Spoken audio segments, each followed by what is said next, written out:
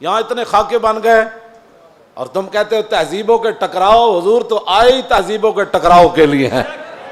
تہذیبیں نہیں، حضور آ گئے. ہم ان تہذیبوں پر تھوکتے بھی نہیں ہیں جن کو تم تہذیب کہتے ہو. جن کو اپنی ماں اور بہن کا پتہ نہیں ہے وہ کون سی تہذیب ہے؟ ہاں جی. جن کو خنزیر اور بکری کے فرق کا پتہ نہیں ہے وہ کون سی تہذیب ہے؟ بزدلو، جو دین کی ترجمانی نہیں ہوتی تو پھر ایسے لوگوں کو میدان میں لاؤ جو دین کی ترجمانی کر سکے. دین کے لبادے بھی اوڑے ہوئے اور جناب بڑے بڑے جبے اور دستاریں بھی تم نے پہنی ہوئی ہیں اور حضور کی عزت پر بات نہیں کر سکتے تم. اور تمہاری یہ عزتیں کس کے لیے ہیں؟ سنو، یہ سارے بہت سارے لوگوں کے مرید ہوتے ہیں اور میرے بارے میں پھر کہتے ہیں آپ نے ہمارے پیر کے بارے میں. میں تو پیر فقیر کے بارے میں بات کرتا ہی نہیں ہوں. داتا صاحب کتنے بڑے پیر ہیں. داتا صاحب نے پتہ کیا لکھا؟ ولی کی ساری زندگی نبی کے ایک سانس کے برابر نہیں ہے.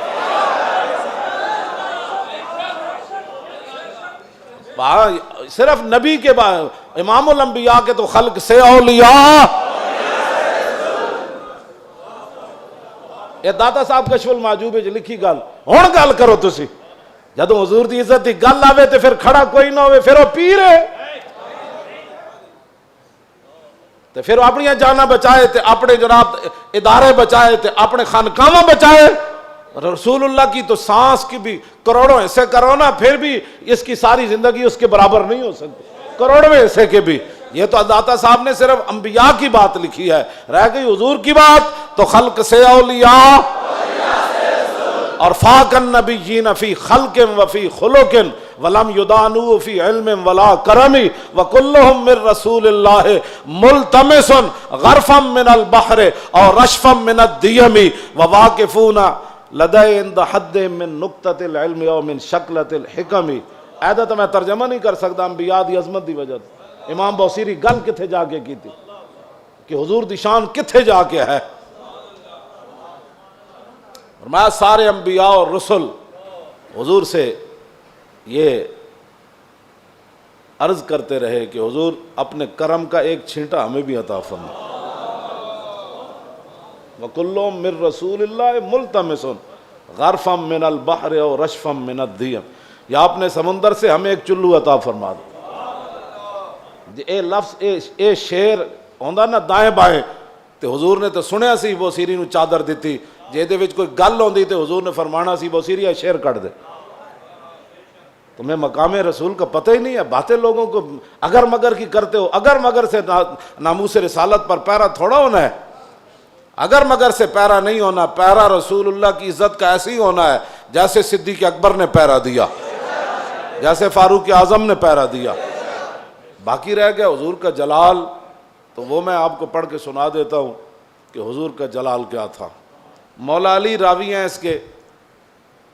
اب مولا علی کیا کہتے ہیں, غزوہ خندق کے موقع پر جب رسول اللہ پہرا دے رہے تھے ہمارے ساتھ کھڑے ہو کر, 25,000 کا لشکر خندق کے کنارے کھڑا ہے اور وہ یہ چاہتے ہیں کہ عمر بن عبد ود کی طرح ہم اپنے گھوڑے دوڑا کر خندق کو عبور کریں اور مدینہ پاک پر حملہ آور ہو جائیں, حضور پر حملہ آور.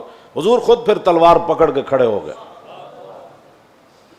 اور جب رسول اللہ بھی کھڑے تھے وہاں تو سورج غروب ہو گیا.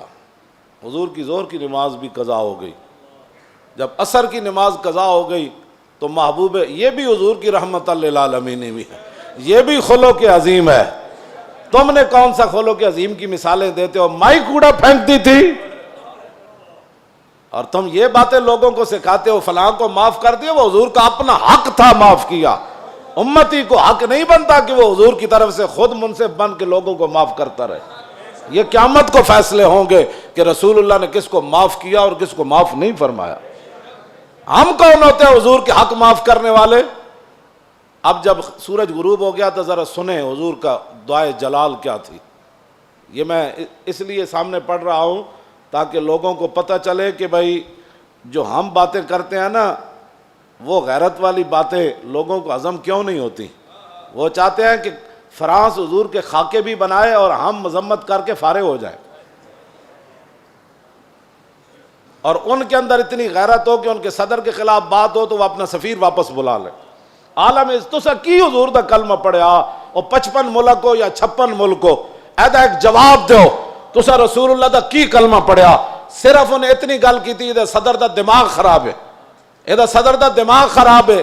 اردگان اے گل کی تھی، انہوں نے غیرت آئی، انہوں نے اپنا سفیر بلا لیا تے رسول اللہ تے گھر دے بھی انہوں خاکے بنائے۔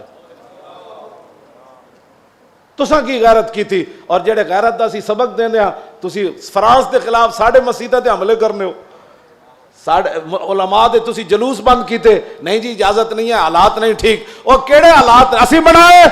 تساں بنائے حالات خراب، تساں یہود و نصارہ دی ایجنٹی کی تھی، تساں چوڑی بار بھیجی اور تساں چوڑی بار بھیجی، اور پھر تم نے اس پر فخر بھی کیا، تم نے اس پر فخر بھی کیا۔ ہمیں حضور کی غلامی پر بھی فخر ہے اور ممتاز قادری کے عمل پر بھی فخر ہے، غازی ظہیر کے عمل پر بھی فخر ہے، اور غازی عبداللہ کے عمل پر بھی فخر ہے کہ اس نے گستاخ کو پکڑ کر ایسے گردن کاٹ دی، اس پر بھی ہمیں فخر ہے۔ اور فرانس کے اندر جو کچھ مسلمان اپنی بساط کے مطابق گستاخان کے خلاف کر رہے ہیں، ہمیں اس پر بھی فخر ہے، ہمیں اس پر بھی فخر ہے، ہمیں اس پر فخر ہے، ہم ان کے ساتھ ہیں۔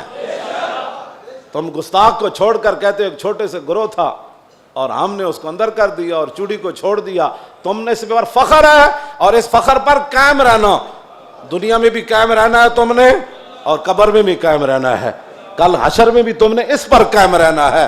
اور ہم دنیا میں بھی قائم کھڑے ہیں کہ ممتاز قادری کے ساتھ کھڑے ہیں، ہم تمام غازیان اسلام کے ساتھ کھڑے ہیں، ہاں جی تمام محافظان ناموس رسالت کے ساتھ کھڑے ہیں، ہمیں اس پر فخر ہے، اور ہم کل قبر کے اندر بھی ہمیں اس پر فخر ہے، اور کل قیامت والے دن تو پھر بات ہی رسول اللہ کی ہے۔ حضور کا جلال دیکھیں، حضور کا جلال دیکھیں، حضور نے کیا فرمایا جب سورج غروب ہو گیا تو انا علی، مولا علی کہتے ہیں انا رسول اللہ صلی اللہ علیہ وسلم قال یوم الخندق ملا اللہ بیوتہم وقبورہم نارا کما شغلونی عن الصلاۃ الوسطی حتی غابت الشمس۔ مولا علی فرماتے ہیں جب سورج بالکل قریب جا پہنچا اور غروب ہونے کے جب قریب ہوا تو حضور نے اس وقت کیا فرمایا؟ یا اللہ انہوں نے ہمیں عصر کی نماز نہیں پڑھنے دی، اب ان کا کیا علاج ہے؟ یا اللہ ان کے گھر بھی ان کی قبریں بھی آگ سے بھر دے۔ یہ بھی تو بتاؤ نا خلق عظیم، یہ بھی لوگوں کو بتاؤ۔ کہتے حضور نے یہ جملہ فرمایا ادھر سورج غروب ہو گیا، تو یہ بھی بتاؤ کہ رسول اللہ نے کیا بات فرمائی پھر اس موقع پر۔ یہ تم نے حدیثیں سنائی ہوتی نا تو کسی کافر کی جرت نہیں تھی کہ وہ حضور کے بارے میں بات کرتا۔